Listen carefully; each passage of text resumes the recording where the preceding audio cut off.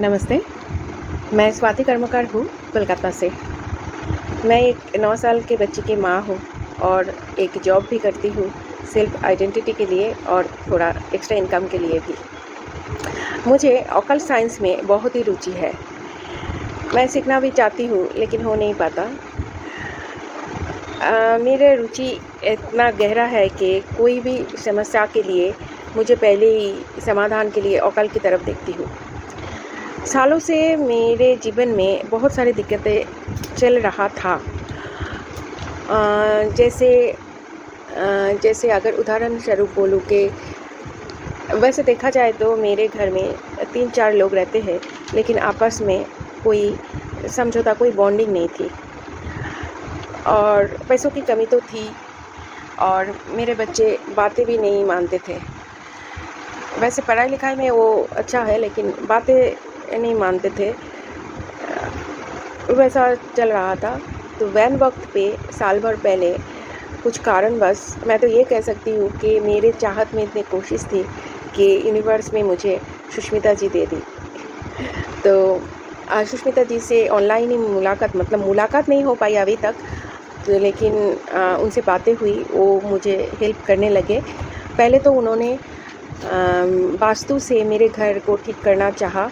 कुछ उपाय बताए, कुछ मैंने ग्रीडिंग किया तो उनको दिया तो उन्होंने कुछ ठीक किया। तो उसके बाद से हम ये देखे कि आपस में बॉन्डिंग शुरू हुए है।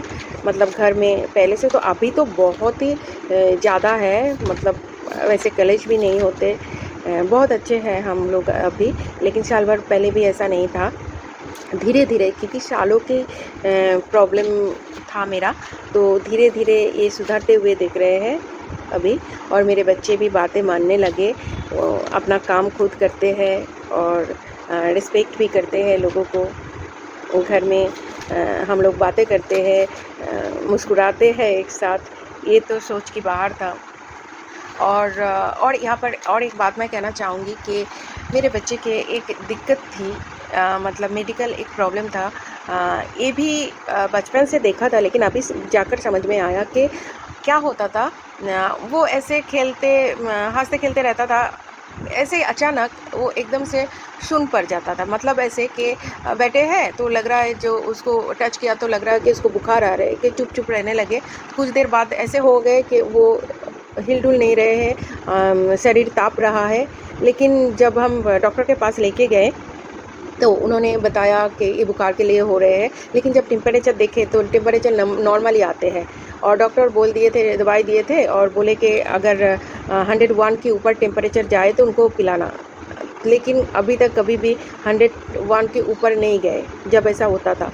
तो एकदम हिलता-डुलता नहीं, बातें तो दूर की बात, खाना-पीना दूर की बात, वो एकदम अपने से मतलब हिलता-डुलता नहीं, एकदम बेजान सा पड़ा रहता था।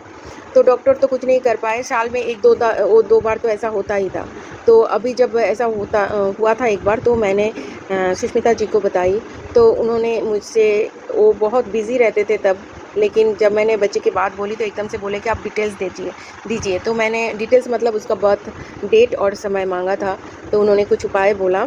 तो मैं जब वो किया, 2 घंटे के अंदर मेरे बच्चे ठीक हो गए। एकदम मतलब लगा कि कुछ नहीं हुआ था। ये जो आधे घंटे पहले एकदम बेजान सा पड़ा था, वो उठे, खेलने लगे, फिर खाना-पीना किया, ऐसे एकदम नॉर्मल हो गए।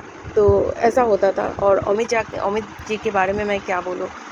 वो इतने हम्बल है और इतने धैर्य लेके बातें सुनते हैं, समझते हैं और उपाय बोलते हैं कि ये वीडियो एक तरफ से मेरे तरफ से एक ग्रैटिट्यूड है, जो मैं वीडियो के रूप से मैं देना चाहती हूँ।